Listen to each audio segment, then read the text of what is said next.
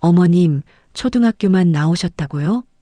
손주가 숙제를 위해 가족 학력을 묻자마자 며느리가 기가 막히다는 듯 코웃음을 쳤습니다.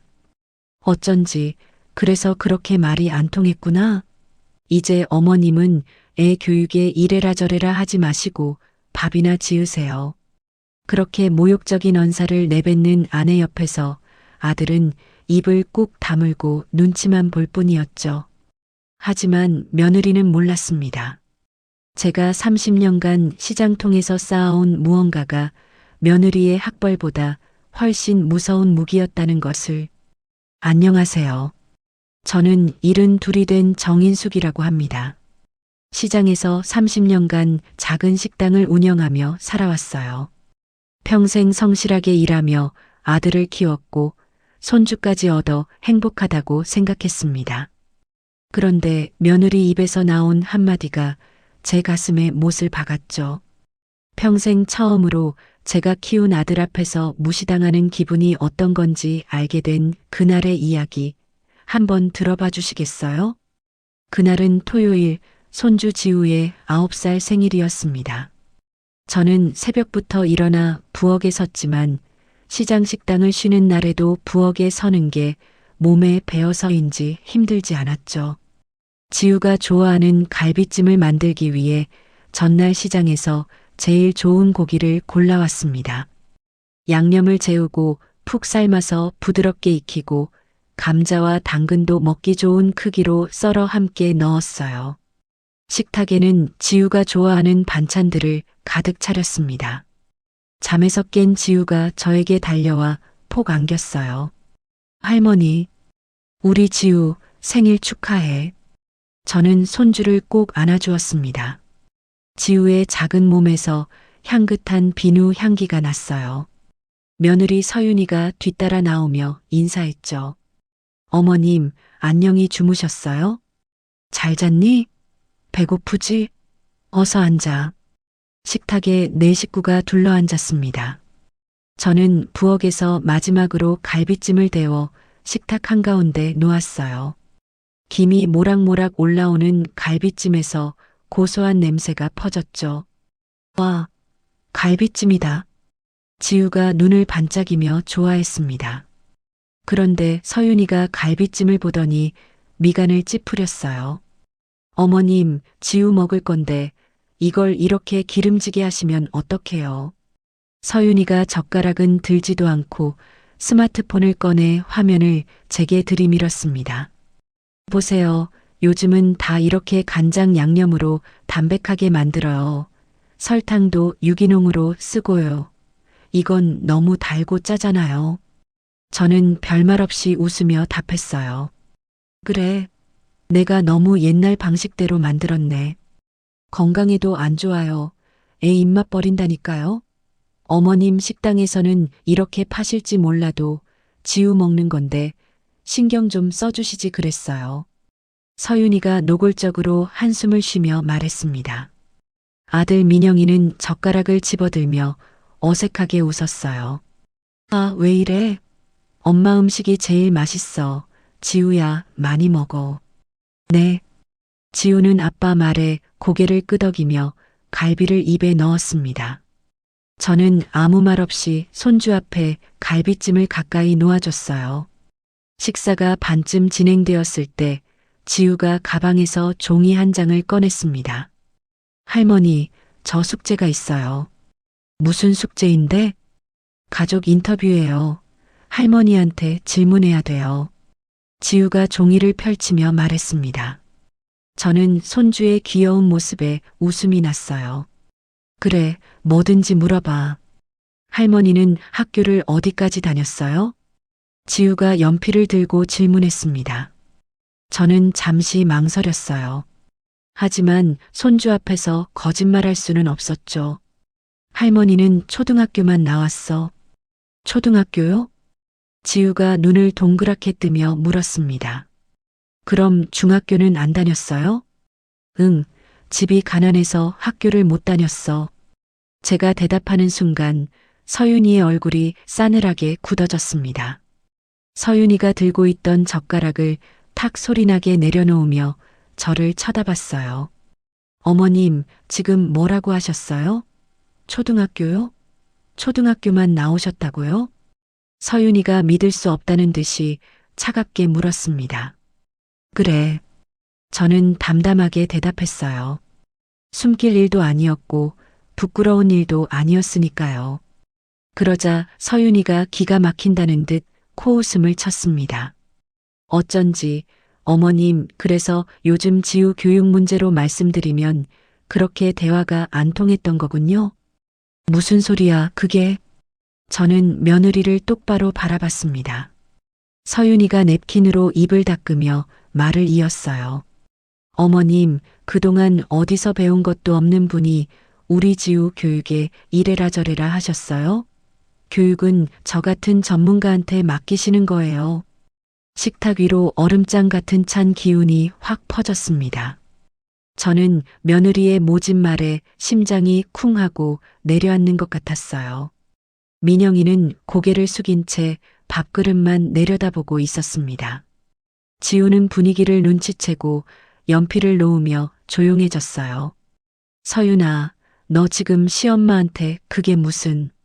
제가 말을 채 끝내기도 전에 서윤이가 가로막았습니다. 어머님, 제가 괜히 드리는 말씀 아니에요. 저는 교사고 교육학 석사까지 땄어요. 지우 교육은 제가 알아서 할 테니까 어머님은 그냥 지우가 좋아하는 밥이나 해주세요. 어디 가서 옛날 방식으로 아이한테 쓸데없는 말하지 마시고요. 서윤이가 지우의 숙제 종이를 거칠게 집어들며 말했습니다. 저는 정말 할 말을 잃었어요. 평생 처음으로 제가 목숨처럼 키운 아들 앞에서 며느리한테 이런 수모를 당하는 순간이었습니다. 민영이는 여전히 고개를 숙인 채 젓가락만 만지작거렸어요. 민영아. 제가 떨리는 목소리로 아들을 불렀습니다. 민영이가 그제야 난처한 표정으로 저를 쳐다봤어요. 엄마, 그게 아니고 서윤이가 요즘 승진 심사 때문에 스트레스 많이 받아서 그래. 엄마가 좀 이해해줘. 이해? 그걸 지금 나한테 이해하라고? 그게 엄마한테 이렇게 막말해도 되는 이유가 된다고 생각하니? 제가 물었습니다. 민영이는 입술을 깨물며 아무 대꾸도 하지 못했어요. 서윤이가 가방을 집어들며 쌀쌀맞게 일어섰습니다. 지우야, 오늘 학원 보강 있잖아. 어서 나가자. 할머니 바쁘신가 보다. 어머님, 그럼 저희는 나갔다 올게요. 생일상은 감사한데 다음부턴 안 하셔도 돼요. 서윤이가 차갑게 인사하고 지우의 손을 거칠게 잡아 끌었습니다. 지우는 뒤돌아보며 저를 보았지만 서윤이가 재촉해서 어쩔 수 없이 따라 나갔어요. 민영이도 그저 엄마 나중에 하고 일어나며 죄송하다는 말 한마디 없이 아내를 따라 나가버렸습니다. 쾅 하고 현관문이 닫히는 소리가 유난히 크게 들렸어요. 저는 혼자 남은 식탁을 망연자실 바라봤습니다. 갈비찜은 반도 먹지 않았고 다른 반찬들도 거의 그대로였어요. 손주 생일을 축하하려고 정성껏 준비한 음식들이 식탁 위에서 차갑게 식어가고 있었습니다. 가슴이 아리고 목이 메어왔지만 소리내어 울 수도 없었습니다. 초등학교밖에 못 나온 게 그렇게 큰 죄인가요? 평생 성실하게 일하며 아들 키워낸 게 그렇게 부끄러운 일인가요? 저는 천천히 일어나 설거지를 시작했습니다. 그릇을 씻으면서 뜨거운 눈물이 났지만 입술을 깨물고 참았어요. 울어봤자 달라질 건 아무것도 없으니까요. 다음 날 저는 새벽 5시에 일어났습니다. 시장 식당을 열어야 했어요. 30년간 제 청춘을 바쳐 지켜온 작은 식당이었죠. 어제 일은 어제 일이고 오늘은 또 오늘 할 일을 해야 했습니다. 6시가 되자 첫 손님이 들어왔어요. 사장님, 아침 국밥 하나요. 근처 첨가물 가게를 운영하는 박 사장이었습니다. 저는 활짝 웃으며 대답했어요. 네, 금방 나갑니다. 곧이어 박 사장 부인도 들어왔고 다른 단골 손님들도 하나둘 자리를 채웠습니다. 7시쯤에는 식당이 손님들로 가득 찼어요. 사장님, 국물 맛이 정말 예술이에요. 비결이 뭐래? 단골인 김 사장이 엄지를 치켜 세우며 말했습니다. 맛있게 드셔주셔서 감사해요. 많이 드세요. 손님들은 맛있게 드시고 저한테 고맙다 인사하며 나갔습니다. 10시가 되자 아침 장사가 끝났어요. 설거지를 하는데 그릇을 씻으면서도 어제 일이 자꾸만 떠올랐어요.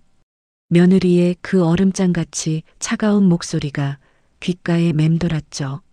무식하면 개입하지 말라는 그 말이요.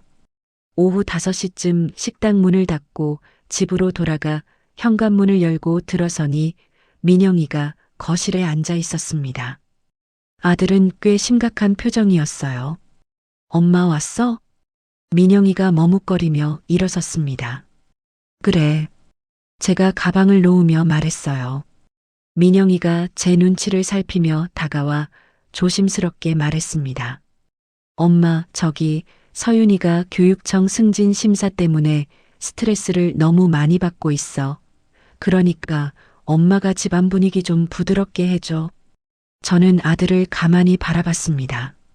민영아, 어제 일은 서윤이가 100번 잘못한 거 아니냐?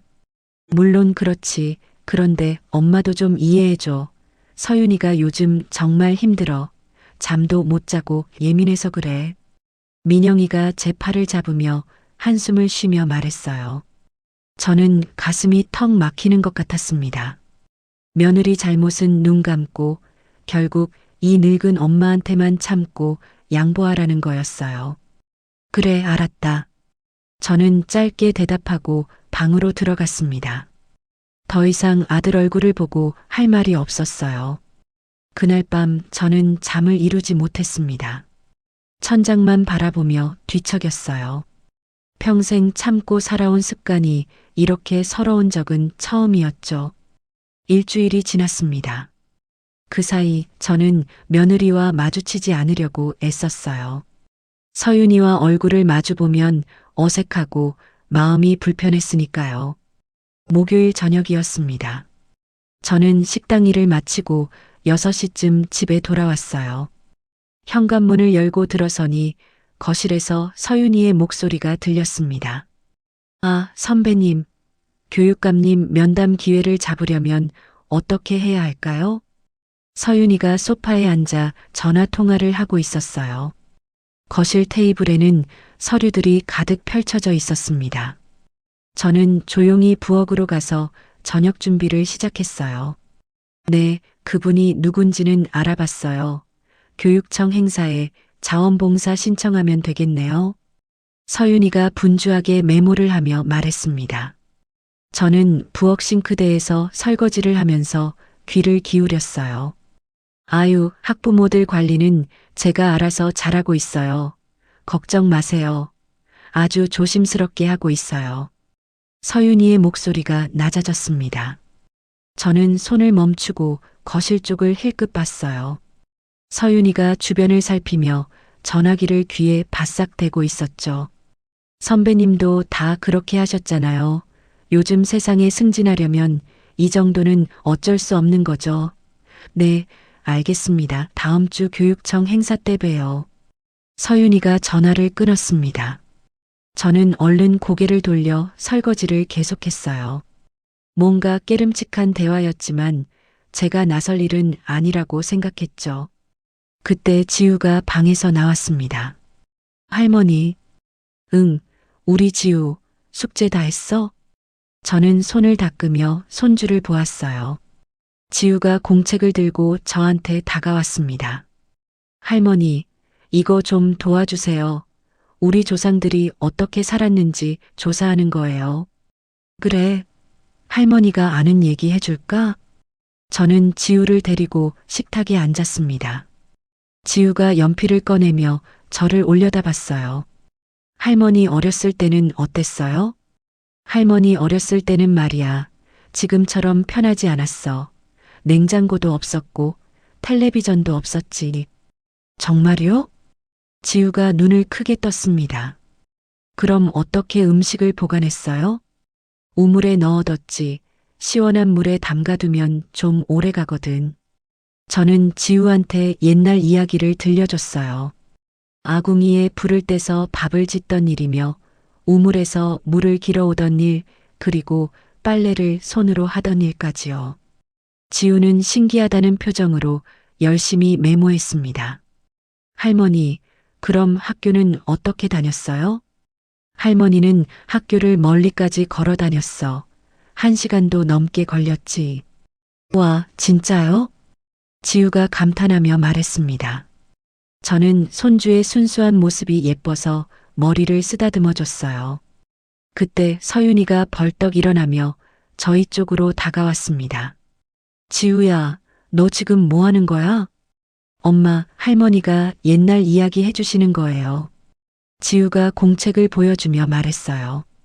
서윤이가 공책을 획 빼앗고는 인상을 찌푸렸습니다. 어머님, 제가 지우 교육은 알아서 한다고 말씀드렸잖아요. 그런 쓸데없는 옛날 얘기로 애 헷갈리게 하지 마세요. 이거 숙제에 아무 도움 안 돼요.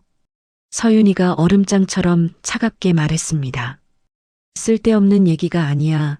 조상들 생활을 조사하는 숙제라고 하잖니.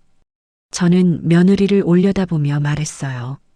어머님, 요즘 교육과정은 그런 식으로 안 가르쳐요. 다 인터넷으로 자료 찾고 보고서 쓰는 거예요. 지우야, 이리 와. 엄마랑 같이 인터넷으로 찾아보자. 서윤이가 지우의 손목을 잡아 끌며 일어섰습니다. 저는 참다 못해 입을 열었어요. 서윤아, 네가 교사라고 해서 이 세상 모든 걸 다 아는 건 아니잖니? 제 목소리가 평소보다 높아졌습니다. 서윤이가 돌아서며 저를 쏘아봤어요. 그녀의 눈빛이 싸늘하게 식어 있었죠. 어머님, 지금 저 가르치시는 거예요? 학교도 제대로 안 나오신 분이 어딜 감히 교육을 논하세요? 저는 숨이 턱 막혔습니다. 무식한 게 죄는 아니죠. 하지만 아는 척은 하지 마세요. 이건 제 전문 분야니까 제가 알아서 한다고요. 어머님은 그냥 식당 일이나 하세요. 서윤이가 지우를 데리고 방으로 들어가 버렸습니다. 방문이 쾅 닫히는 소리가 크게 울렸어요. 가슴이 돌덩이로 맞은 듯 답답하고 분했어요. 그때 현관문이 열리며 민영이가 들어왔습니다. 엄마, 나왔어. 저는 아들을 보며 입을 열었습니다. 민영아, 방금 서윤이가. 왜? 엄마, 또 무슨 일 있었어? 서윤이가 뭘 했는데? 민영이가 제 표정을 보고 다급하게 물었습니다. 저는 아까 있었던 일을 그대로 얘기했어요.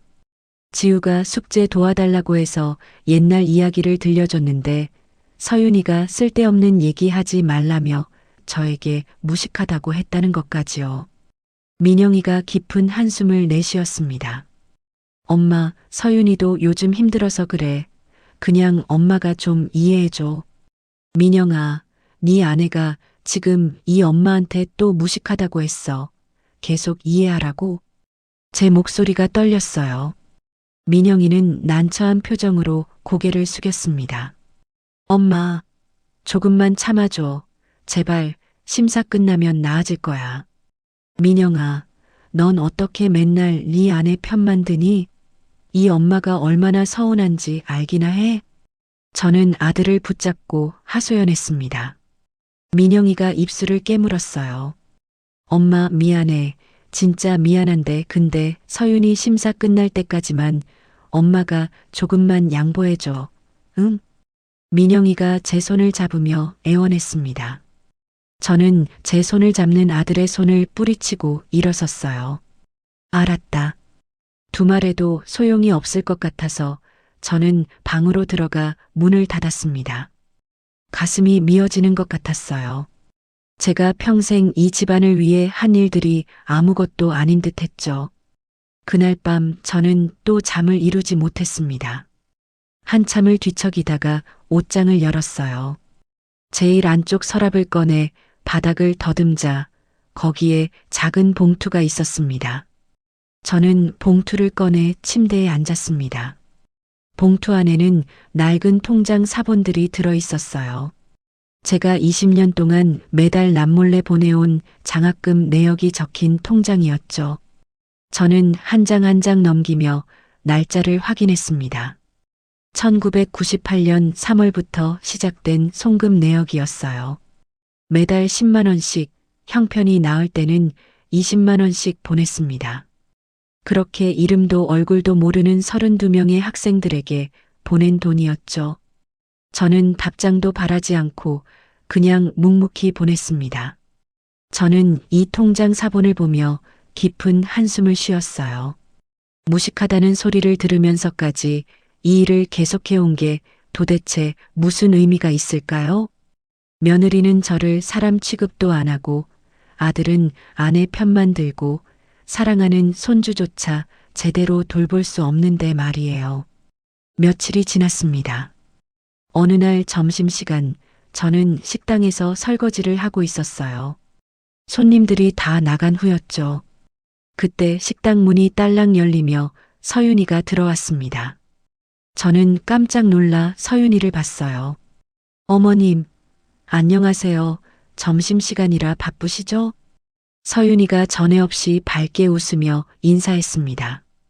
저는 손을 닦으며 고개를 끄덕였어요. 그래, 웬일이야. 네가 여기까지. 어머님 식당이 이렇게 유명한 줄 몰랐네요. 아까 지나가다 보니 손님들이 꽉 찼던데요. 서윤이가 식당 안을 훑어보며 말했습니다. 별로 유명하지 않아. 그냥 단골들이 오는 거지. 저는 무뚝뚝하게 대답했어요. 서윤이가 제게 다가와 앞치마를 만지며 말을 이었습니다. 어머님, 제가 앞치마 좀 빌릴게요. 요즘 시간도 좀 나고 해서요. 뭐 도와드릴 거 없어요? 괜찮아. 혼자 할 수 있어. 제가 거절했지만 서윤이는 억지로 웃으며 다가왔어요. 어머님, 사실 그동안 제가 좀 무례하게 굴었죠? 정말 죄송해요. 제가 그놈의 승진 심사 준비하느라 너무 신경이 예민해져서 그랬나 봐요. 어머님이 너그럽게 용서해 주세요. 서윤이가 제 앞에서 고개를 숙였습니다. 저는 며느리의 갑작스러운 태도, 변화가 당황스럽고 어색했어요. 그래, 알았어. 어머님, 그럼 내일부터 점심시간에 와서 꼭 도와드릴게요. 손님들 많으실 때 혼자 힘드실 거 아니에요. 네. 서윤이가 제 손을 덥석 잡으며 말했습니다. 저는 며느리의 손을 슬쩍 빼내며 고개를 끄덕였어요. 네 맘대로 해. 서윤이는 정말 그날부터 점심시간마다 식당에 나타났습니다. 앞치마를 두르고 손님들한테 물을 따라주고 주문을 받았어요. 손님들은 싹싹한 며느리가 일을 돕는 모습을 보며 저더러 복받았다고 기특하다고 칭찬했죠. 하지만 저는 뭔가 이상하다는 느낌을 지울 수 없었습니다. 서윤이의 태도가 너무 갑작스럽게 바뀌었으니까요. 지난주까지 저를 벌레 보듯 무시하던 사람이 갑자기 효녀 행세를 하니 도무지 믿기지 않았어요. 서윤이는 식당에서 연신 눈을 빛내며 주변을 살폈습니다. 마치 누군가를 애타게 기다리는 사람 같았어요. 저는 며느리의 그런 모습을 보며 불안했지만 저는 그저 손주 지우를 생각했습니다. 며느리와 관계가 조금이라도 나아진다면 지우한테도 좋은 일이 될 테니까요. 하지만 저는 그때 몰랐습니다. 서윤이가 도대체 무슨 꿍꿍이를 품고 제 식당에 나타난 건지 말이에요. 서윤이가 식당에 나온 지 사흘째 되던 날이었습니다. 점심시간이 한창이었어요. 손님들이 자리를 가득 메우고 있었죠. 저는 주방에서 된장찌개를 끓이고 서윤이는 홀에서 주문을 받고 있었습니다. 그때 식당 문이 열렸어요. 정장을 입은 중년 남성이 들어왔습니다. 그는 식당 안을 천천히 둘러보더니 감회 깊은 표정을 지었어요. 저는 주방에서 그 모습을 봤죠. 서윤이가 그 남성을 보더니 갑자기 얼굴이 환해졌습니다. 서윤이가 급히 다가가며 평소와는 전혀 다른 꿀이 떨어지는 목소리로 외쳤어요. 어머나, 교육감님. 아니, 교육감님께서 여긴 어쩐 일이세요? 이렇게 뵙게 되다니 정말 반갑습니다. 서윤이가 허리가 부러져라 공손하게 인사했습니다. 저는 주방 문틈으로 그 광경을 지켜봤어요. 교육감이라고요? 남성이 서윤이를 보고 잠깐 놀란 표정을 지었습니다. 아, 임 선생님 아니십니까? 임 선생님이 여기 웬일이십니까? 어머님 식당을 도와드리러 왔습니다. 제 시어머님이 바로 이 식당 사장님이세요. 서윤이가 저를 가리키며 으쓱 말했어요. 남성이 저를 보더니 고개를 끄덕였습니다. 아, 그러시군요. 좋은 일 하시는군요. 교육감님께서 이런 누추한 식당을 아신다니 정말 영광입니다. 이쪽으로 앉으시죠. 서윤이가 노골적으로 아첨하듯 말했습니다. 저는 며느리의 그 계산된 행동을 한눈에 알아봤어요. 그래서 서윤이가 갑자기 식당 일을 돕겠다고 난리를 친 거였구나 싶었죠. 남성이 서윤이와 짧게 대화를 나눈 후 저한테 다가왔습니다. 사장님, 오늘 메뉴는 뭐가 좋을까요? 그가 아주 친근하게 물었어요. 저는 웃으며 대답했습니다. 오늘은 된장찌개가 맛있어요. 제철 재료로 끓였거든요. 그럼 된장찌개 정식으로 주세요. 네, 금방 나갑니다. 남성이 창가 자리에 앉았습니다. 저는 된장찌개와 반찬들을 정갈하게 담아내왔어요. 맛있게 드세요. 감사합니다. 남성이 젓가락을 들며 식당 안을 유심히 살폈습니다. 벽에 붙은 오래된 메뉴판이며 낡은 테이블, 30년 세월의 흔적들을요. 사장님, 여기 정말 오래되신 것 같은데 20년도 넘으셨죠? 그가 조심스럽게 물었습니다. 30년 됐죠. 저는 물을 따라주며 대답했어요. 그렇군요. 30년 그때도 여기 계셨네요. 남성이 의미심장한 표정을 지었습니다. 저는 그 말이 무슨 뜻인지 몰랐어요. 하지만 뭔가 특별한 의미가 담겨 있다는 걸 느꼈죠. 서윤이가 이때다 싶어 다가오며 끼어들려고 했습니다. 교육감님, 제가 반찬이라도 더. 아닙니다. 충분합니다. 식사 잘하겠습니다. 남성이 서윤이의 말을 정중하지만 단호하게 차단했어요. 그리고 묵묵히 식사에 집중했습니다. 서윤이는 머쓱한 표정으로 어쩔 수 없이 물러섰죠. 식사를 마친 남성이 계산을 하러 일어났습니다. 정말 오랜만에 먹어본 이 맛입니다. 감사합니다, 사장님. 그가 또 의미심장한 말을 남기고 나갔어요. 저는 그 말이 무슨 뜻인지 궁금했지만 묻지 않았습니다. 서윤이는 그날부터 더 자주 식당에 나왔어요. 마치 그 교육감이라는 사람을 기다리는 것처럼 말이에요. 일주일이 지났습니다.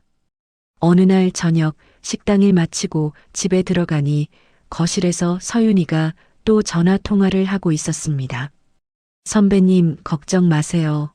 이번 보충 수업 학부모들 반응이 아주 좋아요. 사례금도 아주 넉넉하게 잘 받고 있어요. 서윤이의 목소리가 들렸습니다. 저는 부엌으로 가서 물을 마셨어요. 선배님도 예전에 다 하셨잖아요. 교육청 감사요? 걱정 마세요. 제가 얼마나 조심스럽게 하고 있는데요. 서윤이가 목소리를 낮춰 속삭이듯 말했습니다. 저는 뭔가 단단히 잘못되고 있다는 느낌을 받았어요. 며칠 후였습니다. 서윤이가 집에 일찍 들어왔는데 얼굴이 하얗게 질려 있었죠. 서윤아, 무슨 일 있어? 제가 물었습니다. 서윤이가 소파에 주저앉으며 거칠게 한숨을 쉬었어요. 아니에요, 어머님, 아무것도 아니에요. 얼굴이 안 좋은데? 어디 아파? 그냥 좀 피곤해서요.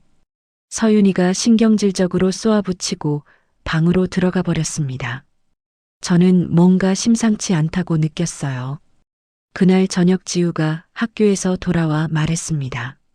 할머니, 저 오늘 선생님한테 칭찬받았어요. 어이구, 그래. 우리 지우가 뭘로 칭찬받았어? 저는 손주를 안아주며 머리를 쓰다듬었어요. 독서록 잘 썼다고요. 지우가 자랑스럽게 말했습니다. 그때 서윤이가 방문을 확 열고 나왔어요. 어머님, 어머님이 뭘 아신다고 애한테 함부로 칭찬을 하세요? 독서록이 뭔지는 아세요? 서윤이가 아주 날카롭게 쏘아붙였습니다. 아니, 지우가 칭찬받았다는데 당연히 칭찬해줘야지. 그게 뭐 잘못됐니? 저는 며느리를 보며 대답했어요. 지우 교육은 제 전문 영역이니까 어머님은 간섭하지 마세요. 애벌은 나빠져요. 서윤이가 지우의 손을 잡아 끌며 말했습니다. 저는 더 이상 참을 수 없었어요. 서윤아, 내가 네 남편을 어떻게 키웠는지 아냐? 제 목소리가 저도 모르게 높아졌습니다. 이 시장 바닥에서 30년 구르면서 나 혼자 고생하며 대학까지 보냈어. 그것도 명문대로 말이다. 서윤이가 제 말을 듣더니 기가 막히다는 듯이 비웃었어요. 그게 그렇게 자랑이세요? 요즘 시대에 그런 구닥다리 희생이 무슨 의미가 있냐고요? 뭐라고? 저는 믿을 수 없다는 표정으로 며느리를 봤습니다. 어머님, 시대가 바뀌었어요. 어머님처럼 무식하게 자식 키우는 거 요즘은 안 통해요. 아무도 인정 안 해준다고요. 아시겠어요? 서윤이가 차갑게 말을 내뱉고 지우를 데리고 방으로 들어갔습니다. 저는 거실에 혼자 서 있었어요. 가슴이 무너지는 것 같았죠.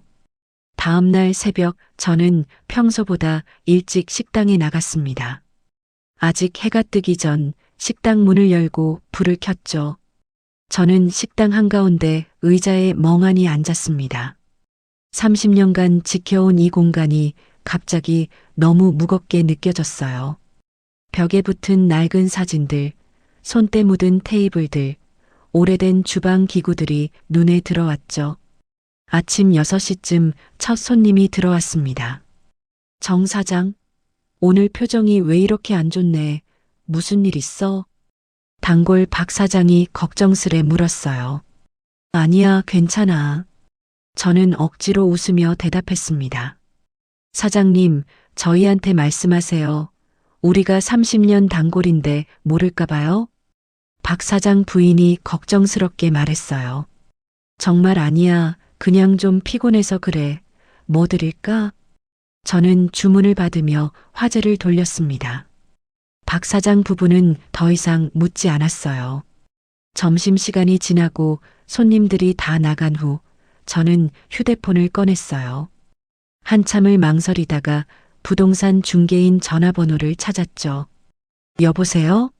최 사장님. 네, 사장님. 안녕하세요. 무슨 일이세요? 이 가게 좀 정리하려고 하는데 얼마에 내놓을 수 있을까요? 저는 떨리는 목소리로 물었습니다. 아니, 사장님. 그게 무슨 말씀이세요? 30년이나 하신 가게를 왜 갑자기요? 그냥 나이도 들고 해서요. 시세 좀 알려줘요. 아이고, 알겠습니다. 제가 내일 한번 방문해서 상담 드릴게요. 전화를 끊고 나니 가슴이 더 답답했어요. 정말 제 인생 전부인 이 식당을 정리할 마음이 생긴 만큼 마음이 힘들었습니다. 오후 4시쯤이었습니다. 식당 문이 딸랑 열리며 누군가 들어왔어요. 고개를 들어보니 며칠 전 왔던 그 교육감이었어요. 사장님, 안녕하세요. 어서 와요. 뭐 드실래요? 저는 애써 표정을 감추며 일어섰습니다. 교육감이 저를 유심히 보더니 조심스럽게 물었습니다. 사장님, 혹시 무슨 일 있으세요? 안색이 너무 안 좋으신데. 아니요, 괜찮아요. 저는 고개를 저었습니다. 그냥 나이가 드니 기운이 없어서 그렇게 보이나 봐요. 교육감이 자리에 앉으며 잠시 망설였어요. 그리고 아주 조심스럽게 말을 꺼냈습니다. 사장님, 혹시 실례지만 이 근처에서 20년 전쯤 학생들에게 장학금을 지원하신 분을 제가 찾고 있는데요. 혹시 아시는 분 계십니까? 저는 깜짝 놀라 교육감을 다시 봤습니다. 가슴이 철렁 내려앉았어요. 그걸 어떻게 알았을까요? 장학금이요? 제 목소리가 떨렸습니다. 교육감이 진지한 눈빛으로 저를 봤어요. 네, 당시 이 동네 형편이 어려운 학생들한테 익명으로 장학금을 보내신 분이 계셨어요. 제가 그분을 꼭 찾고 싶습니다. 저는 입술을 깨물었습니다. 20년간 저 혼자 비밀로 지켜온 일이었어요. 아무한테도 말하지 않았죠. 글쎄 잘 모르겠네. 이 동네에 좋은 분들 많았으니까요. 저는 시선을 피하며 얼버무렸습니다. 교육감이 저를 한참 바라보다가 고개를 끄덕였어요. 그렇군요. 혹시라도 기억나시는 게 있으면. 그가 명함을 꺼내 테이블 위에 놓았습니다. 여기로 꼭 좀 연락 주세요. 제가 꼭 그분을 찾고 싶습니다. 알았어요. 저는 명함을 집어들었어요. 교육감 김영수라고 적혀 있었습니다. 교육감이 조용히 식사를 마치고 나갔어요. 저는 명함을 보며 한참을 생각에 잠겼습니다. 왜 갑자기 20년 전 일을 찾는 걸까요?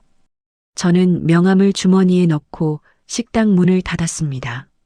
뭔가 큰일이 벌어질 것 같은 예감이 들었어요. 며칠이 지났습니다. 그날 오후에는 식당에 손님이 별로 없었어요.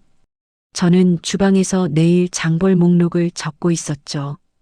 식당 문이 열려 쳐다보니 김영수 교육감이 들어오고 있었습니다. 사장님, 안녕하세요. 어머, 어서 오세요. 뭐 드실래요? 저는 일어서며 묻자 교육감이 진지한 표정으로 말했어요.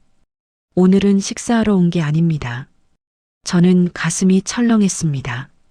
사장님, 잠깐 앉으시겠어요? 꼭 드릴 말씀이 있습니다. 네, 그러시죠. 저는 교육감 앞자리에 앉았어요. 교육감이 서류 가방에서 종이 몇 장을 꺼냈습니다. 사장님, 제가 지난 며칠간 조사를 했습니다.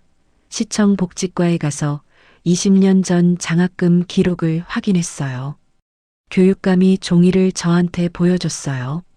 거기에는 제 식당 상호와 사업자 정보가 적혀 있었습니다.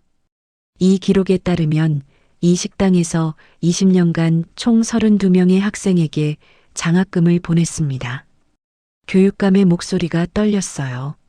사장님, 제가 바로 그 장학금을 받았던 학생 중 한 명이었습니다. 저는 교육감을 바라봤습니다. 그의 눈에 눈물이 맺혀 있었어요. 20년 전 저는 고등학생이었습니다. 아버지가 돌아가시고 어머니 혼자 저와 동생들을 키우셨죠. 교육감이 말을 이었습니다. 학업을 포기하려던 순간 복지과에서 연락이 왔어요.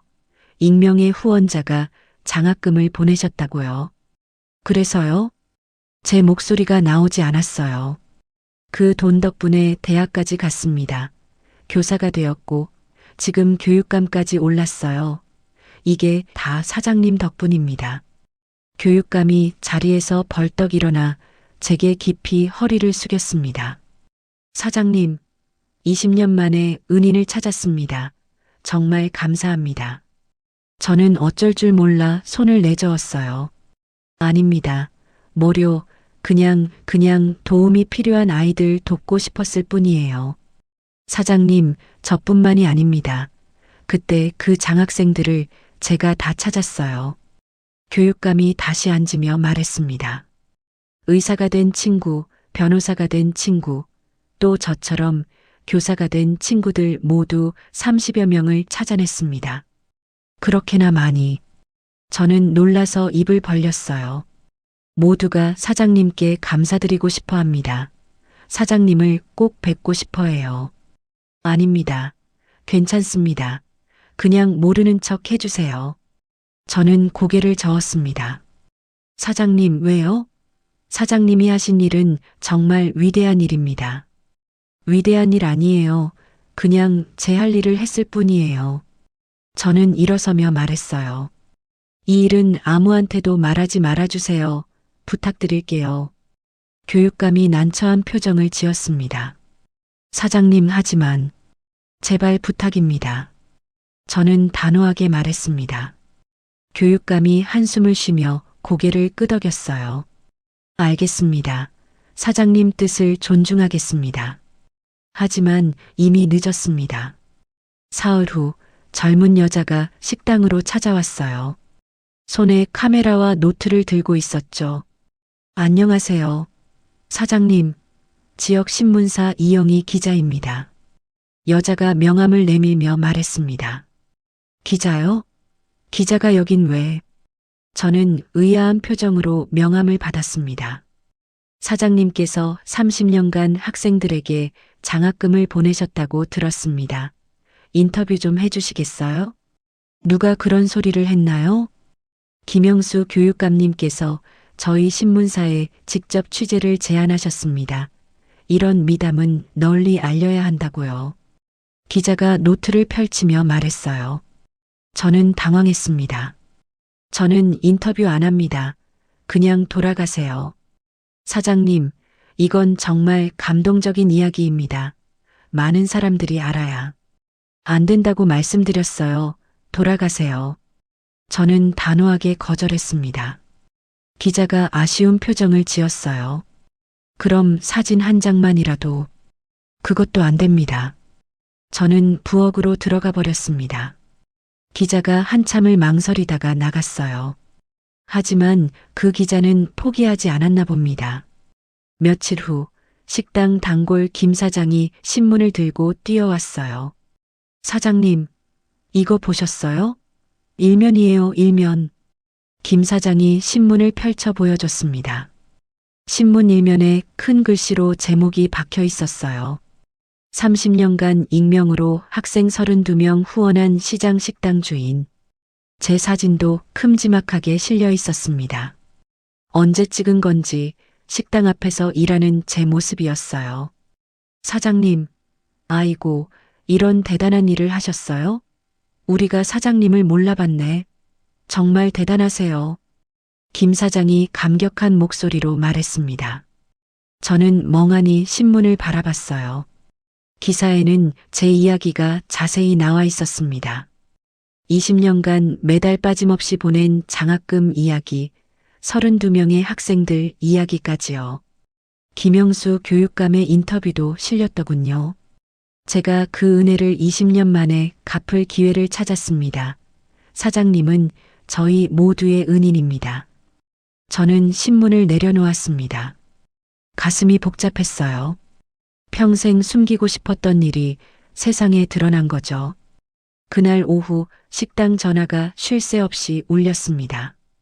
방송국에서도 연락이 왔고 다른 신문사에서도 취재 요청이 들어왔어요. 저는 모두 거절했습니다.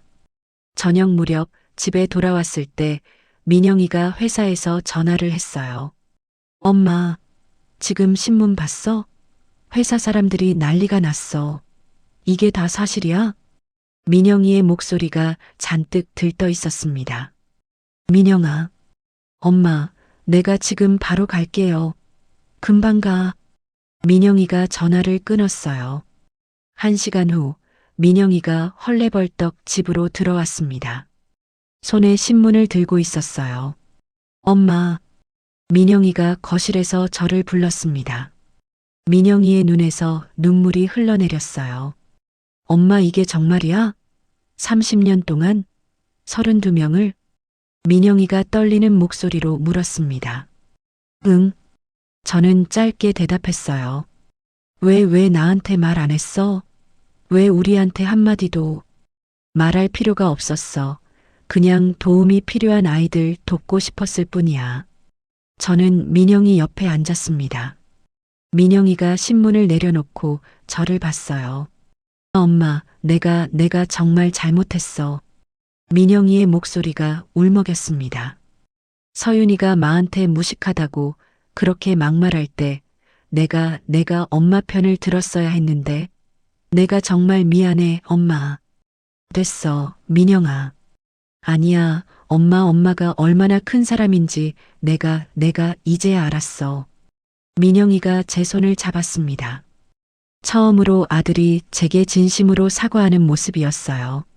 서윤아, 임서윤, 당장 나와봐. 민영이가 방을 향해 큰 소리로 아내를 불렀습니다. 방 안에서 인기척이 들렸고 서윤이가 문을 열고 나왔습니다. 이거 봐, 똑똑히 봐. 민영이가 신문을 서윤이한테 내밀었습니다. 이게 네 시어머니야. 네가 그렇게 무식하다고, 학교도 못 나왔다고 무시했던 우리 엄마가 이렇게 위대한 분이라고. 넌 교육학 석사라 잘났고 우리 엄마는 무식해서 지우 교육에 끼어들면 안 된다고 했지? 아무리 배운 게 많아도 누군가를 함부로 평가하면 안 돼. 민영이의 목소리가 높아졌어요. 서윤이가 신문을 받아들고 읽기 시작했습니다. 저는 며느리의 표정을 지켜봤어요. 서윤이의 얼굴이 점점 하얗게 질렸습니다. 특히 김영수 교육감의 인터뷰 부분을 읽을 때 그녀의 손이 사시나무 떨듯 떨렸습니다. 어머님, 서윤이가 입을 열었지만 말이 나오지 않았습니다. 서윤이는 신문을 내려놓고 그대로 방으로 도망치듯 돌아갔어요. 문을 닫는 소리가 들렸죠. 임서윤, 민영이가 불렀지만 대답이 없었습니다. 엄마, 미안해. 내가 너무 잘못했어. 민영이가 다시 제 손을 잡았어요. 괜찮아, 민영아. 저는 아들의 손을 쓰다듬었습니다. 아들의 뒤늦은 각성이 기뻤지만 한편으로는 며느리가 걱정되었어요. 그날 밤 서윤이의 방불은 새벽까지 꺼지지 않았습니다. 저는 거실을 지나다가 방문 틈으로 새어나오는 불빛을 봤어요. 안에서 흐느끼는 소리도 들렸죠. 다음 날 아침 서윤이가 식탁에 나와 앉았는데 얼굴이 퉁퉁 부어 있었어요. 밤새 운 게 분명했죠. 서윤아, 아침 먹어. 제가 며느리 앞에 국을 놓자 서윤이가 저를 올려다봤어요. 그녀의 눈빛이 복잡했습니다. 어머님, 제가 정말 죄송합니다. 서윤이가 작은 목소리로 말했습니다. 됐어, 밥이나 먹어. 저는 더 이상 묻지 않았어요. 서윤이는 숟가락을 들었지만 밥을 거의 먹지 못했습니다. 그날부터 집안 분위기가 조금씩 바뀌기 시작했어요. 민영이는 전보다 자주 집에 있었고 저한테 더 많은 이야기를 했습니다. 하지만 서윤이는 여전히 방에만 틀어박혀 있었어요. 저는 며느리가 무언가를 숨기고 있다는 느낌을 지울 수 없었습니다. 그녀의 불안한 눈빛, 떨리는 손, 창백한 얼굴이 계속 신경 쓰였어요. 뭔가 큰일이 터지려는 것 같았습니다. 신문 기사가 나간 다음 날부터 식당이 완전히 달라졌습니다. 평소보다 손님이 2배는 더 많아진 것 같았어요.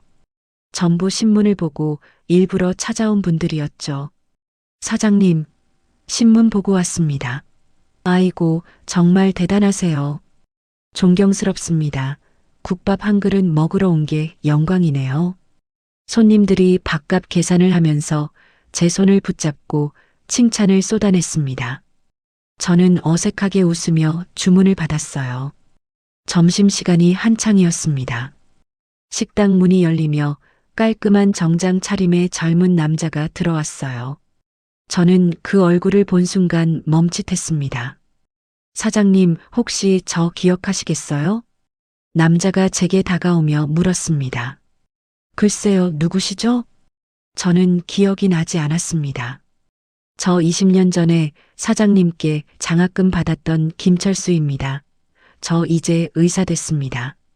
남자가 눈물을 글썽이며 말했어요. 아이고, 세상에, 철수 학생. 그래요, 이제 기억나네요. 의사가 되셨다고? 아이고, 정말 장하네요. 정말 잘 됐어요. 저는 반가워서 저도 모르게 남자의 손을 잡았습니다. 사장님 덕분에 의대를 무사히 마칠 수 있었습니다. 정말 감사합니다. 남자가 제게 깊이 허리를 숙였어요. 아닙니다. 자니가 열심히 해서 된 거지. 의사 됐다니 정말 기특하네. 저는 남자의 어깨를 토닥였습니다. 아닙니다. 사장님이 아니었으면 저는 고등학교도 못 다녔을 거예요. 남자가 가방에서 두툼한 봉투를 꺼냈어요. 사장님, 이거 받아주십시오. 그때 받은 장학금, 이제 몇 배로 돌려드리고 싶습니다. 안 됩니다. 그건 절대 받을 수 없어요. 저는 손사래를 치며 고개를 저었습니다. 사장님, 제발. 자니가 그렇게 훌륭한 의사가 돼서 아픈 사람들 고쳐주는 게 그게 나한테 다 갚는 거지. 이 돈은 도로 넣으세요. 어서요. 저는 단호하게 말했습니다. 남자가 결국 눈물을 닦으며 고개를 숙였어요. 그날 오후에는 그때 그 제자들이 줄줄이 계속 찾아왔습니다. 변호사가 된 여자분, 교사가 된 남자분, 사업가가 된 친구들까지요.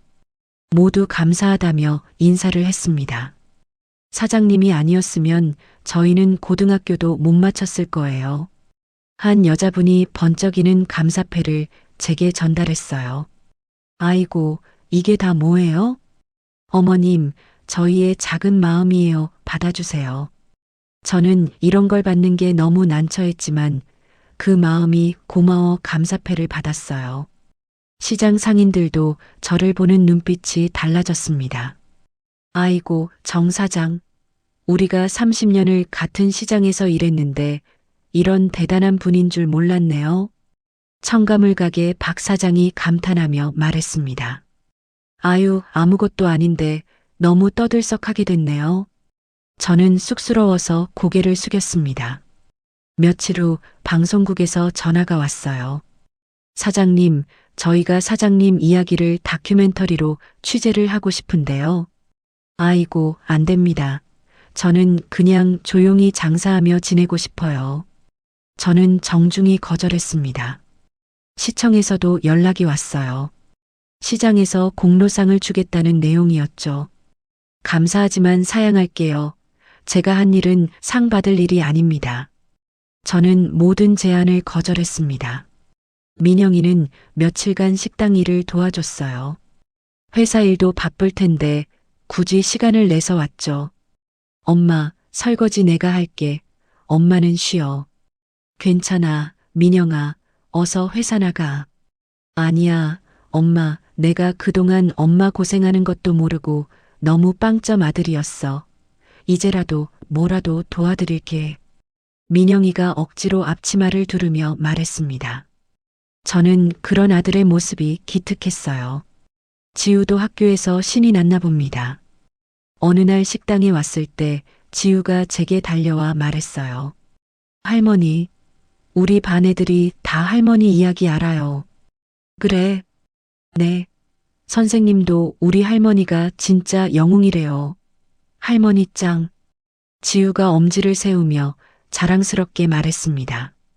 저는 손주의 해맑은 웃음을 보며 뿌듯했어요. 하지만 서윤이는 식당에 단 한 번도 나타나지 않았습니다. 집에서도 방문을 잠그고 나오지 않는 날이 많았어요. 어느 날 저녁, 저는 집에 일찍 들어갔습니다. 거실이 조용했어요. 민영이는 아직 퇴근하지 않았고 지우는 방에서 숙제를 하고 있었죠. 저는 부엌에서 저녁 준비를 하다가 서윤이의 방에서 전화 소리가 들렸습니다. 네, 알겠습니다. 내일 꼭 출석하겠습니다. 서윤이의 목소리가 심하게 떨리고 있었습니다. 저도 모르게 귀를 기울였어요. 네, 교육청 감사요? 네, 알겠습니다. 서윤이가 전화를 끊는 소리가 들렸어요. 방 안에서 억눌린 흐느끼는 소리도 났죠. 저는 가슴이 답답했습니다. 뭔가 큰일이 벌어지고 있구나 싶었어요. 저녁 무렵 민영이가 들어왔습니다. 엄마, 나왔어. 응, 밥 먹어. 서윤이는? 방에 있어. 두통이 심하다고 하는데? 저는 며느리 방을 힐끗 봤습니다. 민영이와 지우, 저 셋이서 저녁을 먹었어요. 서윤이의 자리는 비어 있었죠. 한참 식사를 하는데 서윤이의 휴대폰이 거실 테이블 위에서 요란하게 울렸습니다. 민영이가 화면을 봤어요. 교육청 감사팀? 민영이가 혼잣말처럼 중얼거렸습니다. 뭐라고? 저는 민영이를 봤어요. 아니야, 엄마 아무것도 아니야. 민영이가 황급히 고개를 저으며 밥을 먹었습니다. 하지만 그의 표정이 순식간에 어두워졌어요. 식사 후 저는 설거지를 하고 있는데 민영이가 서윤이의 방문을 두드렸어요. 서윤아, 괜찮아? 밥은? 응, 괜찮아. 생각 없어. 그냥 좀 쉴게. 방 안에서 서윤이의 기어들어가는 목소리가 들렸습니다. 그날 밤 저는 화장실에 가다가 거실을 지나갔어요. 불이 꺼진 거실 소파에 누군가 웅크리고 앉아 있었습니다. 서윤이였어요. 서윤이는 휴대폰을 들여다보며 소리 죽여 울고 있었죠. 어떡하지? 이제 다 끝났어. 어떡하지? 서윤이가 절망에 찬 목소리로 중얼거렸습니다. 저는 차마 말을 걸려다 멈췄어요. 조용히 화장실로 갔다가 방으로 돌아왔는데 침대에 누워서도 잠이 오지 않았어요. 며느리에게 도대체 무슨 일이 벌어진 걸까요? 교육청 감사팀이라는 말이 계속 귓가에 맴돌았습니다. 주말이 되었습니다. 날씨가 참 좋아서 저는 지우를 데리고 공원에 나갔습니다. 할머니, 우리 시소 타요. 그래, 타자. 저는 지우와 마주 앉아 시소를 탔어요. 지우가 깔깔거리며 웃었습니다. 할머니, 학교에서 친구들이 모두 할머니 이야기를 알아요. 그래. 네. 친구들이 할머니 정말 대단하다고 해요. 저 너무 자랑스러워요. 지우가 해맑게 웃었습니다. 저는 손주의 순수한 미소를 보며 잠시나마 평온함을 느꼈어요. 공원에서 돌아와 저녁으로 지우가 좋아하는 잡채와 불고기를 만들었어요. 당근과 시금치, 버섯을 곱게 썰어 볶았죠.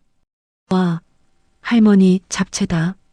지우가 좋아하며 소리쳤습니다. 그래, 우리 지우 많이 먹어. 할머니 음식이 세상에서 제일 맛있어요. 지우가 잡채를 입에 넣으며 말했습니다. 서윤이는 안 나온대? 저는 민영이한테 물었습니다. 두통이 아직도 심하다네. 내가 방에 갖다 줄게. 민영이가 며느리 밥을 덜어 방으로 가져갔어요. 하지만 곧 그대로 들고 나왔습니다. 안 먹는데. 민영이가 깊은 한숨을 쉬며 말했습니다. 식사가 끝나갈 무렵 거실에 놓인 서윤이의 휴대폰이 또다시 시끄럽게 울렸어요. 화면에 교육청 감사팀이라는 글자가 떴습니다. 민영이가 그 화면을 보더니 얼굴이 싸늘하게 굳어졌어요. 엄마, 저 서윤이랑 할 얘기가 좀 있어서 먼저 들어갈게. 민영이가 자리에서 일어났습니다. 민영이는 서윤이의 휴대폰을 들고 방으로 들어갔어요. 저는 설거지를 하면서 귀를 기울였습니다. 방 안에서 민영이와 서윤이가 대화하는 소리가 들렸어요. 임서윤, 이게 대체 무슨 일이야? 교육청 감사팀에서 왜 당신한테 계속 전화가 오는데? 똑바로 말해. 아무것도 아니라고 했잖아. 서윤아, 나한테까지 숨길 거야? 당신 지금 뭔가 잘못됐잖아. 그냥 조사받는 거야. 별거 아니니까 제발 신경 좀 꺼. 서윤이의 목소리가 날카롭게 떨렸습니다. 저는 설거지를 마치고 지우를 씻겨 재우고 제 방으로 들어왔죠. 하지만 잠이 오지 않았습니다. 무언가 큰 일이 터지기 직전이라는 불길한 예감이 들었어요. 며느리의 그 떨리는 목소리, 교육청 감사팀의 전화, 방에만 틀어박힌 모습, 모든 게 심상치 않았습니다. 저는 천장을 바라보며 한숨을 쉬었어요. 평온했던 하루가 무색하게 불안한 밤이 깊어가고 있었습니다. 월요일 아침이었습니다. 저는 새벽같이 일어나 식당으로 갔어요. 손님들이 오기 전에 준비할 게 많았거든요. 6시쯤 첫 손님이 들어왔습니다. 단골인 김 사장이었어요. 그런데 표정이 심상치 않았죠. 사장님, 아이고, 이거 보셨어요? 김 사장이 신문을 펼쳐 보여줬습니다. 저는 국 끓이던 손을 멈추고 신문을 받아들었어요. 명문 초등학교 교사, 학부모 금품 수수 및 공금 횡령 혐의. 큰 글씨로 박힌 제목이 눈에 들어왔습니다. 저는 기사를 읽기 시작했어요. 초등학교 교사 임서윤 씨가 지난 2년간 학부모들로부터 총 3천만 원 상당의 금품을 수수하고 학교 특별회계에서 500만 원을 횡령한 혐의로 교육청 감사를 받고 있다. 제 손이 떨리기 시작했습니다. 며느리 이름 석자가 신문에 박혀 있었어요. 김영수 교육감은 긴급 기자회견을 열어 교육자로서 있을 수 없는 일이며 엄정한 징계와 함께 형사고발도 검토 중이라고 밝혔다. 저는 신문을 내려놓고 깊은 한숨을 쉬었습니다. 그래서 며느리가 그렇게 불안에 떨었던 거구나. 교육청 감사팀 전화를 받고 방에만 틀어박혀 있었던 거구나. 사장님, 저 혹시 며느님 아니세요? 성함이. 김 사장이 제 눈치를 살피며 조심스럽게 물었어요. 응, 맞아요. 저는 고개를 끄덕였습니다. 아이고, 세상에, 이게 웬일이래요? 어쩐데요? 김 사장이 걱정스러운 표정을 지었어요. 저는 더 이상 말할 기운이 없어 그냥 주방으로 들어가 국을 마저 끓였어요. 8시쯤 민영이한테서 전화가 왔습니다. 엄마. 민영이의 목소리가 다급하고 잔뜩 겁에 질려 있었어요. 응, 무슨 일이야? 엄마. 지금 회사 동료가 신문 기사 보냈는데 서윤이가. 민영이의 목소리가 심하게 떨렸습니다. 나도 봤어. 저는 짧게 대답했어요. 엄마, 저 지금 집에 가봐야겠어요. 도저히 출근 못하겠어. 이게 무슨... 민영이가 전화를 끊었습니다. 저는 식당 일을 대충 마치고 점심 무렵 집으로 갔어요. 현관문을 열고 들어서니 거실에서 민영이와 서윤이가 마주 앉아 있었습니다. 어쩌려고 그랬어? 넌 어떻게 교사라는 사람이 그런 짓을 할 수 있어? 민영이가 바닥에 내동댕이 쳐진 신문을 발로 차며 소리쳤어요. 승진하려면 어쩔 수 없었어. 나만 한 거 아니야. 다들 하는 일이었다고. 서윤이가 눈이 벌개져서 맞받아쳤습니다. 다들 한다고? 그게 지금 변명이 돼? 넌 지금 그게 할 소리야? 민영이가 기가 막힌 듯 신문을 집어던졌어요. 저는 조용히 부엌으로 갔습니다. 두 사람의 싸움을 말릴 기운이 없었어요. 우리 엄마는 평생 모은 돈으로 남모르게 학생들 도왔는데 넌 뭐야? 넌 학부모들한테 돈이나 뜯어냈어? 민영이의 목소리가 거실에 울려 퍼졌습니다. 저는 물을 마시며 한숨을 쉬었어요. 우리 가족이 또다시 위기에 처했구나 싶었죠. 오후 4시쯤 학교에서 지우가 돌아왔습니다. 현관문이 열리는 소리가 들렸어요. 으앙. 지우가 책가방을 내던지며 울면서 들어왔습니다. 지우야. 왜 그래? 무슨 일이야? 지우가 제 품에 안겨 서럽게 엉엉 울었어요. 할머니, 친구들이 우리 엄마 나쁜 사람이래요. 지우가 흐느끼며 말했습니다. 저는 손주를 꼭 안아줬습니다. 가슴이 미어지는 것 같았죠. 지우야, 괜찮아. 할머니가 있잖아. 할머니, 엄마가 정말 나쁜 사람이에요? 도둑질했어요? 지우가 눈물 범벅이 된 얼굴로 저를 올려다봤습니다.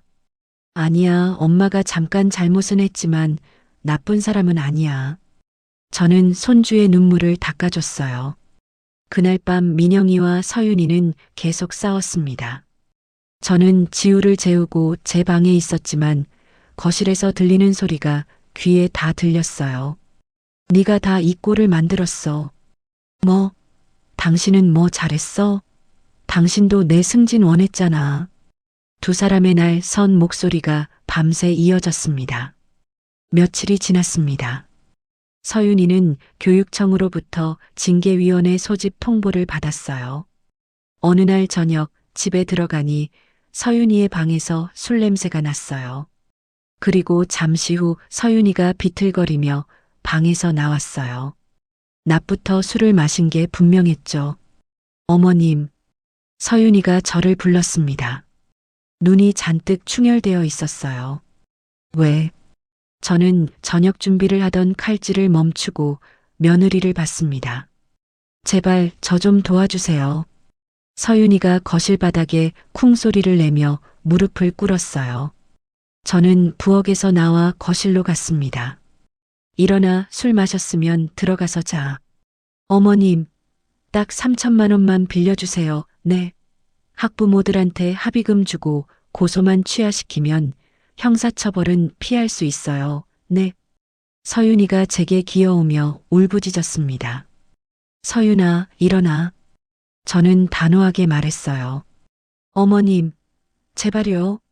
어머님 돈 많으시잖아요. 제가 꼭 갚을게요. 평생 갚을게요. 서윤이가 제 치마를 잡았습니다. 안 돼. 네 잘못은 네가 책임져야지. 저는 며느리의 손을 떼어냈어요. 내 돈으로 네 잘못을 덮을 수는 없어. 어머님, 서윤이가 절규하듯 소리쳤습니다. 그때 민영이가 현관문을 열고 들어왔어요. 너 지금 뭐 하는 거야? 당장 안 일어나? 민영이가 서윤이를 거칠게 일으켜 세웠습니다. 나, 당신이라도 가서 말해.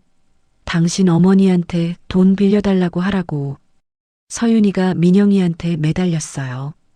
미쳤어? 너 제정신이야? 엄마가 평생 모은 돈을 네 잘못 덮는 데 쓰라고? 이게 말이 돼? 민영이가 소리쳤습니다. 안 그러면 우리 가족 다 망한다고. 지우 생각해서라도 어머니를 설득해야 할 거 아니야. 서윤이가 미친 사람처럼 히스테리를 부렸어요. 서윤아, 정신 차려. 민영이가 아내를 흔들었습니다. 서윤이는 민영이를 밀쳐냈어요. 그리고 거실 화병을 집어 벽에 던졌습니다. 와장창 소리와 함께 화병이 바닥에 떨어져 산산조각이 났어요. 그래, 무식한 주제에 돈만 많이 모은 거지. 서윤이가 저를 보며 소리쳤습니다. 아들도 아닌 생판 남한테는 돈 잘도 퍼주면서 며느리가 죽겠다는데 그 돈 3천이 아까워? 임서윤, 민영이가 아내를 잡았습니다. 나, 당신도 한통 속이지? 이 집안 사람들 다 지긋지긋해. 다 이기적이라고. 서윤이가 민영이한테도 소리를 질렀어요. 저는 더 이상 그 꼴을 볼 수 없었습니다. 조용히 가방을 들고 현관문을 열었어요. 엄마, 어디가? 민영이가 불렀지만 저는 대답하지 않았습니다. 저는 식당으로 갔어요. 밤이 깊었지만 집보다 식당이 더 편했습니다. 식당 의자에 앉아 밤을 지새웠어요. 창밖으로 차들이 지나가고 거리가 점점 조용해졌죠. 새벽 5시쯤 민영이가 식당으로 왔습니다. 엄마, 민영이가 지친 얼굴로 들어왔어요. 왔니? 저는 민영이를 봤습니다. 엄마, 나 이혼하려고 해. 민영이가 의자에 주저앉으며 말했어요. 더 이상은 못 견디겠어. 어젯밤에 완전히 실망했어. 민영아, 엄마, 내가 잘못 봤어. 서윤이가 저렇게까지 타락한 사람인 줄은 정말 몰랐어. 민영이의 눈에 눈물이 맺혔습니다. 저는 아들의 고통스러운 표정을 보며 가슴이 아팠어요. 하지만 한편으로는 손주 지우가 걱정되었죠. 민영아, 성급하게 결정하지 마. 저는 아들의 손을 잡았습니다. 지우를 생각해야지. 아빠 엄마가 이혼하면 지우가 얼마나 힘들겠니? 엄마, 조금만 더 기다려봐. 서윤이도 지금 제정신이 아닐 거야. 조금만. 저는 아들을 달랬습니다. 며칠 후였어요. 서윤이한테 교육청에서 공문이 왔습니다. 파면 결정과 함께 형사 고발 조치가 내려진 거였죠. 그날 오후 젊은 여자가 식당으로 찾아왔어요. 사장님, 안녕하세요. 저는 박현숙이라고 합니다. 여자가 조심스럽게 인사했습니다. 네, 누구신데 여길 오셨죠? 저는 물었어요. 임서윤 선생님 학교 동료입니다. 네, 그런데 무슨 일로? 저는 고개를 끄덕였습니다.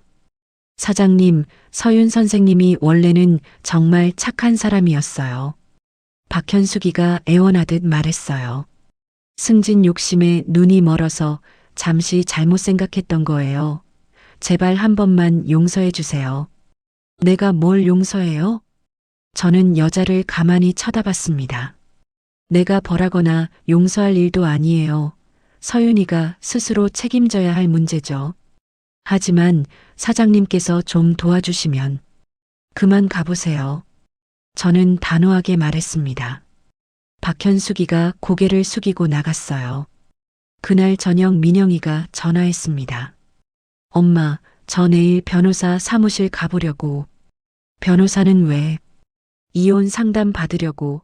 더는 안 되겠어. 민영이의 목소리가 단호했어요. 저는 전화를 끊고 한숨을 쉬었습니다. 우리 가족이 완전히 무너지고 있었어요. 서윤이는 집에서 쫓겨날 위기에 처했고 민영이는 이혼을 결심했습니다. 사랑하는 손주 지우는 학교에서 놀림받으며 매일 울고 있었어요. 저는 식당 창밖을 바라봤습니다. 어두운 하늘에 별이 하나도 보이지 않았어요. 목요일 저녁이었습니다. 밖에서는 그야말로 물을 들이붓는 것처럼 비가 억수같이 쏟아지고 있었어요. 쿠르륵 쾅 하고 천둥까지 울렸죠. 식당에는 저녁 손님 몇 분이 남아 계셨습니다. 저는 주방에서 설거지를 하고 있었어요. 그때 식당 문이 쾅 하고 거칠게 열렸습니다. 찬바람과 함께 빗물이 식당 안으로 확 들이쳤어요. 서윤이었습니다. 비에 흠뻑 젖은 채로 식당 안으로 비틀거리며 들어왔어요. 머리카락은 엉망진창으로 헝클어져 있었죠. 화장기 하나 없는 얼굴에는 눈물과 빗물이 뒤섞여 있었어요. 옷도 흠뻑 젖어서 바닥으로 물이 뚝뚝 떨어졌습니다. 저는 설거지하던 손을 멈추고 며느리를 봤습니다. 손님들도 모두 서윤이를 쳐다봤어요. 그런데 이런 우연이 있나요? 창가 자리에는 김영수 교육감님도 앉아 계셨습니다. 저녁 식사를 하던 중이었죠. 서윤이가 교육감님을 보고 잠시 멈칫했습니다. 하지만 곧 제게로 비틀거리며 다가왔어요. 어머님, 서윤이의 목소리가 덜덜 떨렸습니다. 그러더니 서윤이가 제 앞에 쿵소리를 내며 무릎을 꿇었어요. 그리고는 식당 바닥에 이마를 박았습니다. 어머님, 제가 정말 잘못했습니다. 죄송합니다. 서윤이가 소리쳤습니다. 식당 안이 찬물을 끼얹은 듯 조용해졌습니다. 손님들이 모두 숨을 죽이고 이 광경을 지켜봤죠. 서윤아, 이게 무슨 짓이야? 일단 일어나.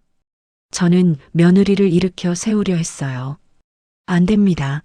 어머님, 제발 용서해 주세요. 서윤이가 바닥에 엎드린 채 그야말로 울부짖었습니다. 제가 무식했습니다. 네, 진짜 무식한 건 저예요. 어머님이 아니었어요.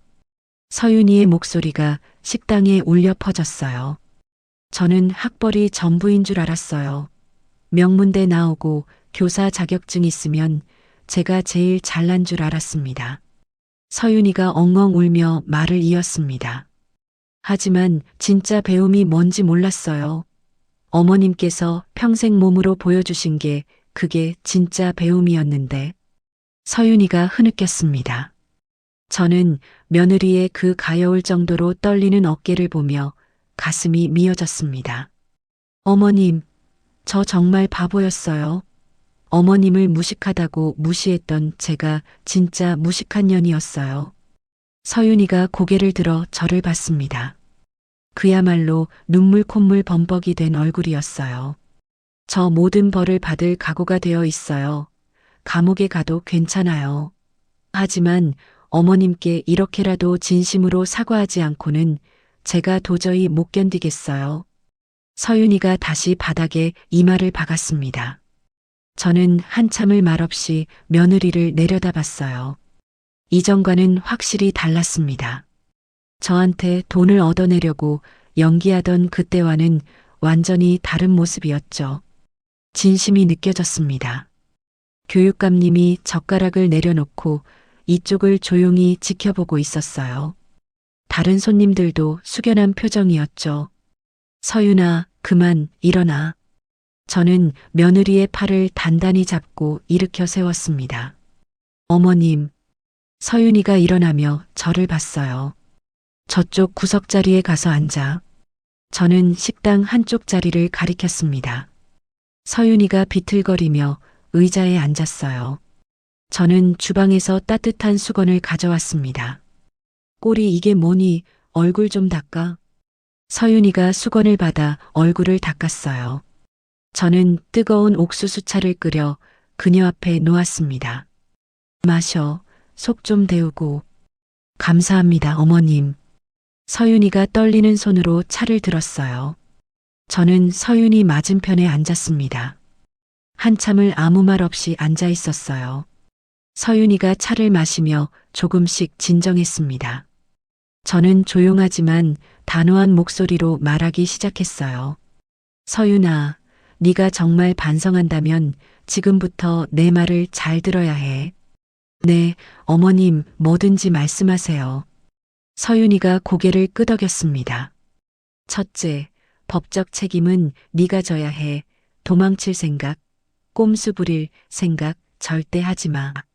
네, 어머님, 모든 처벌을 받겠습니다. 대신 변호사 선임비는 내가 도와줄 수 있어. 서윤이가 고개를 들어 저를 봤습니다. 전혀 예상 못했다는 놀란 표정이었죠.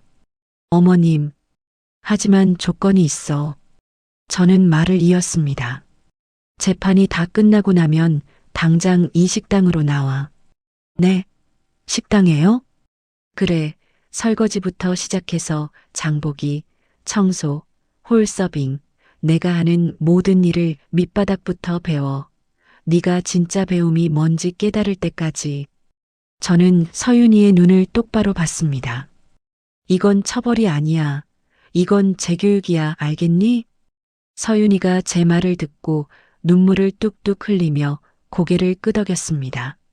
네, 어머님. 감사합니다. 뭐든지 열심히 배우겠습니다. 서윤이가 처음으로 진심 어린 대답을 했어요.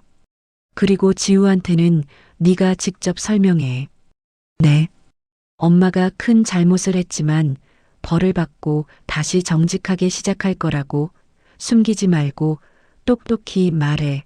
그게 네가 전문가라던 진짜 교육이야. 네, 어머님 명심할게요.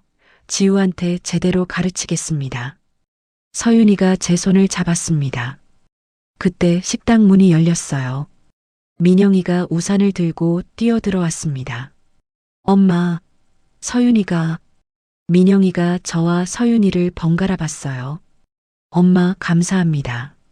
민영이가 제 옆에 무릎을 꿇었습니다. 서윤이한테 다시 한번 기회를 주셔서 정말 감사합니다. 민영이도 눈물을 흘렸어요. 민영아, 일어나. 서윤이가 진심으로 뉘우쳤어. 저는 아들을 일으켜 세웠습니다. 그때 교육감님이 자리에서 일어났어요. 저한테 다가와 허리를 숙였습니다. 사장님의 너그러움에 정말 감동받았습니다. 교육감님이 말했어요. 교육청 차원의 형사처벌은 원칙대로 진행될 수밖에 없습니다. 하지만 사장님의 며느리로서가 아니라 한 인간으로서 다시 일어서길 저도 응원하겠습니다. 네, 감사합니다. 저는 고개를 숙였어요. 교육감님이 계산을 하고 나갔습니다. 다른 손님들도 하나둘 자리를 떴어요. 저는 서윤이를 봤습니다. 내일부터 재판 준비해. 변호사는 내가 소개해 줄게. 네, 어머님. 집에 가서 씻고 쉬어. 옷 다 젖었잖아. 네. 서윤이가 일어섰어요. 민영이가 아내의 손을 잡았습니다. 엄마, 그럼 우리 먼저 들어갈게. 두 사람이 식당을 나간 후 저는 텅 빈 식당을 둘러봤습니다. 정말 길고 긴 하루가 끝나가고 있었어요. 그렇게 3개월이 흘렀습니다. 서윤이의 재판이 열렸고 저는 법정에 앉아 재판을 지켜봤습니다. 서윤이는 피고인석에 고개를 숙인 채 앉아 있었죠. 판사가 판결문을 읽었습니다. 피고인을 징역 1년에 집행유예 2년을 선고한다. 서윤이가 고개를 숙였습니다. 피고인이 진심으로 반성하고 있으며 피해자들과 원만히 합의가 이루어진 점을 참작했다. 판사가 말을 이었습니다. 재판이 끝나고 서윤이가 저한테 왔어요. 어머님 감사합니다. 수고했어. 이제 새로 시작하자. 저는 며느리의 어깨를 토닥였습니다. 그 전에 제가 학부모들을 일일이 찾아다녔었어요. 머리를 숙이고 사과했죠. 제가 며느리를 잘못 가르쳤습니다. 용서해 주세요. 학부모들 중 일부는 저를 알아봤습니다. 신문에서 본 장학금 이야기를요. 사장님 아닙니다. 사장님이 왜 사과를 하세요? 며느님이 뉘우치고 있다니 저희도 용서하겠습니다. 너그럽게 용서해준 분들도 있었어요. 서윤이는 결국 교사 자격을 박탈당했습니다. 하지만 덤덤하게 받아들였어요. 재판이 끝난 다음 날 새벽 저는 평소처럼 식당 문을 열었어요. 누군가 문 밖에 서 있었습니다. 서윤이었어요. 수수한 티셔츠와 청바지를 입고 있었습니다. 머리는 단정하게 묶었고 화장기 없는 얼굴이었죠. 어머님, 저 출근했습니다. 서윤이가 제 눈을 보며 인사했어요. 그래, 어서 들어와. 저는 문을 열어줬습니다. 앞치마 저기 있어. 저는 앞치마를 건네자 서윤이가 앞치마를 두르며 말했습니다. 오늘은 뭐부터 배울까요? 쌀 씻는 것부터 배우자. 제가 주방으로 가자 서윤이가 제 뒤를 따라왔어요. 쌀은 이렇게 씻는 거야. 너무 세게 문지르면 쌀이 부서져서 밥맛이 없어져. 저는 서윤이한테 쌀 씻는 법을 가르쳤고 서윤이가 서툴게 따라했어요. 실수도 했지만 불평 한마디 없이 묵묵히 다시 시도했습니다. 손님들이 하나둘 들어오기 시작했어요. 일부는 서윤이를 알아봤습니다. 어머, 저 사람 신문에 나왔던. 맞아, 그 교사. 손님들이 수군거렸어요. 하지만 서윤이가 땀 흘리며 열심히 일하는 모습을 보며 더 이상 아무 말도 하지 않았습니다. 오히려 격려하는 분들도 있었어요.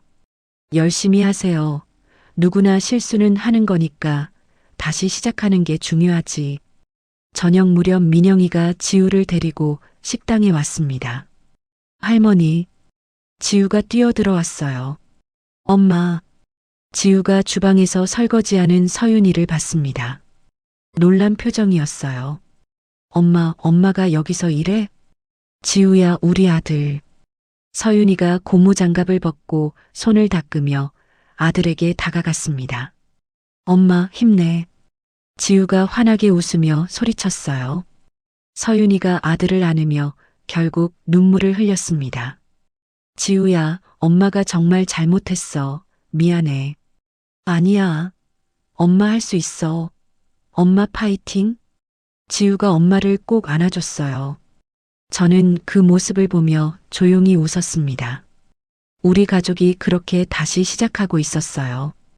1년이 흘렀습니다. 계절이 4번이나 바뀌는 동안 정말 많은 것이 달라졌죠. 그날도 아침 5시 저는 식당 문을 열려고 했는데 아니 글쎄 불이 이미 환하게 켜져 있었어요. 어머님 오셨어요? 서윤이가 환하게 웃으며 앞치마를 두른 채 쌀을 씻고 있었습니다. 이젠 저보다 먼저 나와서 이렇게 준비를 하고 있었어요. 어머, 벌써 다 해놨네? 웬일이야? 네, 오늘 왠지 손님 많을 것 같아서 조금 일찍 나왔어요. 서윤이가 맑게 웃으며 대답했습니다. 1년 전에 그 날카롭고 오만했던 모습은 정말 어디에도 찾아볼 수 없었죠. 어머님, 제가 국 끓이는 거 도와드릴까요? 그래, 채소 좀 썰어줄래? 저는 주방으로 들어갔습니다. 서윤이가 이제는 제법 능숙하게 칼을 들고 물을 썰었어요. 6시쯤 첫 손님이 들어왔습니다. 사장님, 며느님, 안녕하세요. 단골 김 사장이 반갑게 인사했어요. 아유, 어서 오세요. 뭐 드실래요? 서윤이가 정말 밝게 웃으며 주문을 받았습니다. 허허, 며느님, 정말 몰라보게 달라지셨네요. 이제는 말투나 손님 대하는 게 진짜 사장님 같아요. 김 사장이 칭찬했어요. 감사합니다. 아직 어머님께 배울 게 한참 많아요. 서윤이가 겸손하게 대답했습니다. 점심시간이었습니다. 식당은 손님들로 발 디딜 틈 없이 북적였어요. 서윤이가 주문을 받고 음식을 서빙하고 계산까지 척척 해냈습니다. 이제는 정말 제가 없어도 식당을 거뜬히 돌릴 수 있을 정도가 됐죠. 저는 주방에서 그런 서윤이를 지켜봤습니다. 손님들한테 살갑게 대하고 어린아이들한테는 몰래 사탕도 쥐어주고 있었습니다. 어머님, 손님들 다 나가셨어요. 서윤이가 땀을 닦으며 주방으로 들어와 말했어요. 아이고, 수고했다. 어머님, 제가 교단에 섰을 때보다 지금 이 식당에서 배우는 게 훨씬 더 많은 것 같아요. 서윤이가 앞치마를 벗으며 진심으로 말했습니다. 무엇을 배웠는데? 제가 물었어요. 시장 아주머니들한테는 돈 주고도 못 살 생활의 지혜를 배웠고요. 가끔 힘든 손님들한테는 인내와 공감을 배웠어요. 서윤이가 환하게 웃으며 대답했습니다. 그래, 그게 진짜 배움이야. 배움이라는 게 어디 책 속에만 있는 게 아니지. 저는 며느리의 어깨를 토닥였어요. 저녁에 지우가 식당으로 왔습니다. 할머니, 엄마, 지우가 가방을 던지고 뛰어들어왔어요. 우리 지우, 학교 잘 다녀왔어? 네. 오늘 선생님이 우리 가족 이야기 발표하라고 해서 제가 했어요. 지우가 자랑스럽게 말했습니다. 어머, 뭐라고 발표했는데 우리 아들? 서윤이가 물었어요. 우리 할머니는 영웅이고 우리 엄마는 세상에서 제일 노력을 많이 하는 사람이라고 했어요. 지우가 환하게 웃었습니다. 서윤이가 아들을 꼭 안으며 눈시울을 붉혔어요. 고마워, 우리 아들. 엄마, 왜 울어? 진짜인데. 엄마 최고. 지우가 엄마의 눈물을 닦아줬습니다. 저는 그 모습을 보며 흐뭇했죠. 우리 가족이 정말 많이 변했구나 싶었습니다. 민영이도 많이 달라졌습니다. 회사에서 승진했지만 가족을 위해 더 많은 시간을 내려고 노력했어요. 주말마다 식당 일을 도왔고 지우와도 많은 시간을 보냈죠. 따뜻한 봄이 왔습니다. 어느 일요일 저는 아주 특별한 행사를 준비했어요. 엄마, 오늘 대체 무슨 행사야? 식당을 통째로 비우고 민영이가 물었습니다. 옛날에 내가 도왔던 그 학생들 오늘 다 초대했어. 정말요, 어머님? 그 32명이요? 서윤이가 놀라며 물었어요. 응, 다들 만나고 싶다고 해서. 저는 식당을 정리하며 말했습니다. 오후 2시쯤 사람들이 하나둘 모이기 시작했습니다. 의사가 된 김철수, 변호사가 된 박수진, 교사가 된 이민호까지 32명의 제자들이 모두 왔습니다. 사장님, 아이고, 은인이십니다. 제자들이 저를 보고 인사했어요. 아이고, 학생들. 다들 이렇게 훌륭하게 잘 컸네. 어서 들어와요. 저는 반갑게 맞이했습니다. 김영수 교육감님도 오셨어요. 사장님, 오랜만입니다. 어유, 교육감님, 어서 오세요. 여기 앉으세요. 식당이 사람들로 가득 찼습니다. 저는 음식을 준비했고 서윤이가 서빙을 도왔어요. 식사가 끝나고 제자들이 한 명씩 일어났습니다. 사장님, 제가 준비한 편지를 읽겠습니다. 의사가 된 김철수가 종이를 꺼냈어요. 사장님 덕분에 저는 사람을 살리는 의사가 되었습니다. 평생 감사하며 살겠습니다. 김철수가 편지를 읽으며 눈물을 흘렸어요. 다른 제자들도 차례로 감사 편지를 낭독했습니다. 저는 그 모습을 보며 가슴이 뭉클했어요. 서윤이도 일어났습니다. 저도 한마디 하겠습니다. 서윤이가 제자들을 보며 말했어요. 저도 어머님께 진정한 배움을 받은 제자입니다. 서윤이가 저를 보며 고개를 숙였어요. 어머님께서 가르쳐 주신 겸손과 배려, 진정한 지혜를 평생 간직하겠습니다. 제자들이 박수를 쳤습니다. 김영수 교육감님이 일어났습니다. 사장님 덕분에 여기 우리 모두가 사람답게 살고 있네요. 교육감님이 말했어요. 이제 우리가 그 은혜를 갚을 차례입니다. 저희가 후배들을 도울 차례입니다. 그래서 함께 장학재단을 만들고 싶습니다. 제자들이 모두 고개를 끄덕였어요.